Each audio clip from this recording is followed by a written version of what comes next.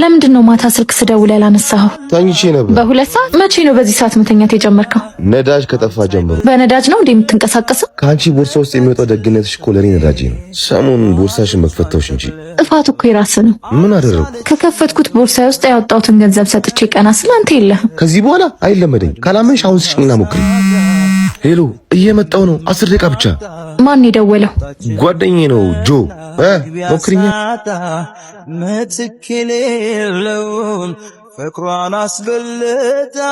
በጣም ነው ፍቅርሽ። ደውልሻለሁ። እሺ ብዙ አስጠበቅኩሽ እንዴ? ልሄድ ስል ነው የመጣኸው? እንድሞትብሽ ትፈልጊያለሽ ማለት ነው? በእኔ መሄድ ነው የምትሞተው? በአንቺ ናፍቆት አንድ ቀን ሳላይሽ ቡል በሽታዬ እንደሚነሳ ታውቂ? አለማርፈድ ነው። ምንድነው እንዲያስቆየ? ባንክ ቤት ያለው ወረፋ መሰለሽ? ኤቲኤም አትጠቀምም? እባክሽ ቦርሳው ኤቲኤም አይጠቀም። ቦርሳው የኛ ሰፈር ባንክ ቦርሳ ነው ወይ? ፍቅር ከሄድክ በኋላ ሳስበው የሰጠው ክብር ሳይንስ አይቀርም። ከፈለክናና ልጨምርልህ። ደስ ይለኛል። በቃ አንቺ እዛ ሁሌ ምን ሄድባ ካፌ ጠብቂ። ማን የደወለልህ? ባንክ እንዴ? ለፍቅረኛዬ ምኑ ነሽ? ማን ነው ፍቅረኛሽ?